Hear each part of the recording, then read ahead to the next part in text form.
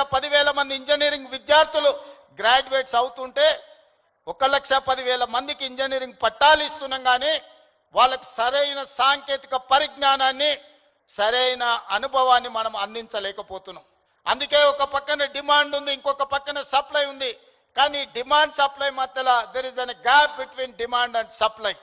అందుకే ఈరోజు ఆ డిమాండ్ అండ్ సప్లైని బ్యాలెన్స్ చేయడానికి యంగ్ ఇండియా స్కిల్స్ యూనివర్సిటీని ఈ రాష్ట్రంలో ఉన్న యువకులకు సాంకేతిక నైపుణ్యాన్ని నేర్పించి ప్రపంచ దేశాలను శాసించే విధంగా మన యువతకు శిక్షణ ఇవ్వాలి అని ఈరోజు యంగ్ ఇండియా స్కిల్స్ యూనివర్సిటీని ప్రారంభించుకున్నాం.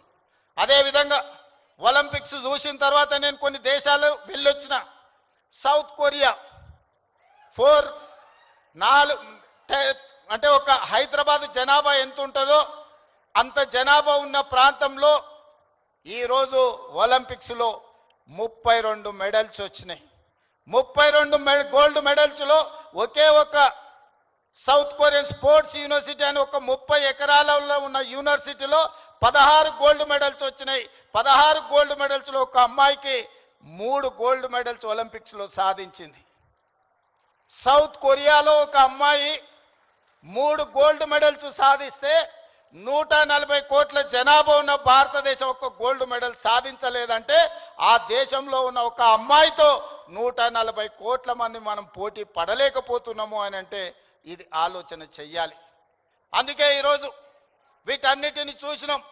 ఆస్ట్రేలియన్ యూనివర్సిటీ, సౌత్ కొరియన్ యూనివర్సిటీలతోని ఒప్పందాలు చేసి అక్కడి నుంచి కోచ్లను, అక్కడి నుంచి నిపుణులను రప్పించి తెలంగాణను ఒక స్పోర్ట్స్ హబ్గా తీర్చిదిద్దాలి అని యంగ్ ఇండియా స్పోర్ట్స్ యూనివర్సిటీని ఈ మధ్యనే మనం పాలసీని అడాప్ట్ చేసుకున్నాం. రాబోయే రోజుల్లో తెలంగాణ రాష్ట్రం అంటే ప్రపంచ దేశాలు క్రీడల శిక్షణ ఇవ్వడానికి హైదరాబాదు నగరానికి వెళ్ళాలి అనే విధంగా దీని అభివృద్ధి పదం వైపు నడిపించాలని ఈరోజు స్పోర్ట్స్ పాలసీని తీసుకొచ్చినాం. అందుకే ఈరోజు మీరందరూ ఆలోచన చేయండి, మీరందరూ భాగస్వాములు కాండి. ఈ రాష్ట్రాన్ని బలంగా నిర్మించినప్పుడే ఈ దేశం బలపడుతుంది. ఈ దేశం బలపడ్డప్పుడే ప్రపంచ దేశాలతో పోటీ పడగలుగుతాం. ఈ రోజు మనం అందుకే తెలంగాణ రైజింగ్ 2047 అని ఒక విజన్ డాక్యుమెంట్ను, ఒక విజన్ని మనం ఈరోజు తెచ్చుకోవాలని అనుకుంటున్నాం. ఈ విజన్లో భాగంగా క్రీడలలో రాణించడమే కాదు, ఆర్థికంగా బలపడాలి. 10 సంవత్సరాలలో $1 ట్రిలియన్ ఎకానమీకి రీచ్ అవ్వాలి. 22 సంవత్సరాలలో $3 ట్రిలియన్ ఎకానమీకి తెలంగాణ రాష్ట్రాన్ని ముందుకు తీసుకువెళ్ళాలి అని చెప్పి ఈరోజు తెలంగాణ రైజింగ్ 2047 విజన్ డాక్యుమెంట్ని మనం ప్రణాళిక చేసుకుంటున్నాం. అందుకే రాష్ట్ర ప్రభుత్వం అన్ని రకాలుగా తెలంగాణ రాష్ట్రంలో ఉండే యువతకు శిక్షణ ఇవ్వాలి, అవకాశాలు కల్పించాలి. భవిష్యత్తులో మీరు గొప్ప వాళ్ళు కావాలి అని నేను ఈ వేదిక మీద నుంచి కోరుకుంటున్నా. మీకందరికీ తెలియాల్సింది, చరణ్ స్కూల్కి వెళ్ళేటప్పుడు నాకు తెలుసు. ఆ రోజు నేను అనుకున్న చరణ్ రాణించాలి అని.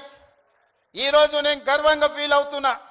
నా కళ్ళ ముందరనే స్కూల్ నుంచి కాలేజ్ నుంచి రియల్ లైఫ్ నుంచి రియల్ స్టార్ లాగా ఫిల్మ్ ఇండస్ట్రీలో రాణించి ఈరోజు RRR ద్వారా ఆస్కర్ అవార్డుని సాధించి దేశానికి ఒక గౌరవాన్ని తెచ్చిపెట్టింది. అది అంత ఆశామాసిగా వారు సాధించిన విజయం కాదు. చిరంజీవి గారి పేరుంటే మనందరం మన ఇళ్లలో జరిగే ఫంక్షన్లకు ఆహ్వానిస్తాం, కానీ ఆస్కార్ అవార్డు మనం ఇయ్యలేం. కష్టపడ్డాడు కాబట్టి, రాణించుండు కాబట్టి ఈరోజు ప్రపంచమే ఆస్కార్ అవార్డు ఇచ్చి ఒక యువమిత్రుణ్ణి గౌరవించింది. మరి దానికి కారణం కఠోరమైన దీక్ష, పట్టుదలతో ఆ రంగంలో రాణించడం.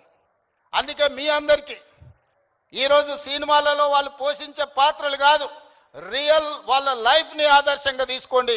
వాళ్ళు ఎంత కష్టపడితే ఇక్కడికి చేరుకొని ఉండొచ్చు. విజయ్, నేను అప్పుడప్పుడు చెప్తా ఉంటా మీకు అందరికీ, నల్లమల అడవులో నుంచి నేను ఇంత దూరం వచ్చా. ఒక ZPTC, MLC, MLA, MP, Congress president, ముఖ్యమంత్రి 16 సంవత్సరాలల్లా ఒక్కొక్క అడుగేసుకుంటూ 2016లో నేను మొదలుపెట్టిన ప్రయాణం 2023 తెలంగాణ రాష్ట్రానికి ముఖ్యమంత్రిగా ఈరోజు బాధ్యత చేపట్టిన. అదే నల్లమల అడవి నుంచి వచ్చిన వాడు విజయ్ దేవరకొండ, మా పక్క ఊరు. పాలమూరు నుంచి ఈరోజు మీ అందరి అభిమానాన్ని సాధించిందంటే కష్టం లేకుండా, కమిట్మెంట్ లేకుంటే ఇంత దూరం రారు. వాళ్ళ నిజ జీవితాలను ఆదర్శంగా తీసుకోండి. వాళ్ళు సినిమాలలో పోషించిన కొన్ని పాత్రలు పాజిటివ్ ఉండొచ్చు, నెగటివ్ ఉండొచ్చు, అవి కాదు మనకు ఆదర్శం. ఈరోజు రాణించాలి అంటే కష్టపడాలి, కష్టపడాలి అంటే కమిట్మెంట్ ఉండాలి.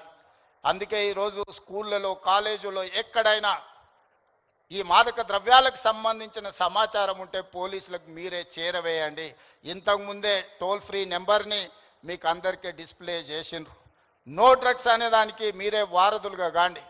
ఇన్ఫర్మేషన్ వ్యవస్థనే పోలీస్ వ్యవస్థను బలోపేతం చేస్తుంది. ఈరోజు నియంత్రించాలి అంటే సమాచారం ఉండాలి. సమాచారం ఉండాలి అంటే ఆ సమాచారం కాలేజీలలో చదువుకుంటున్న విద్యార్థులు, పాఠశాలల్లో చదువుకుంటున్న విద్యార్థులు టోల్ ఫ్రీ నెంబర్కు మీరు సమాచారం అందించండి. తప్పకుండా వాటిని నియంత్రిస్తాం. ఈ వేదిక మీద నుంచి పాఠశాల, కళాశాలల యజమానులకు కూడా నేను సూచన చేస్తున్నా, రేపు మీ కళాశాలలో ఇట్లాంటి అసాంఘిక కార్యక్రమాలు జరిగితే దానికి మీరే బాధ్యత వహించాల్సి ఉంటుంది. ఎందుకంటే తల్లిదండ్రులు మీ మీద నమ్మకంతో, విశ్వాసంతో లక్షలాది రూపాయలు ఫీజులు చెల్లించి పిల్లల్ని మీ పాఠశాలలు, మీ కళాశాలలకు పంపిస్తే మీరు చదువు చెప్పడంతోనే మీ బాధ్యత అయిపోయింది అనుకుంటే కుదరదు. వాళ్ళు ఏ విధంగా వ్యవహరిస్తున్నారు, వాళ్ళు ఎలాంటి వ్యసనాలకు లోనవుతున్నారో పర్యవేక్షించాల్సిన బాధ్యత యాజమాన్యాల మీద ఉన్నది.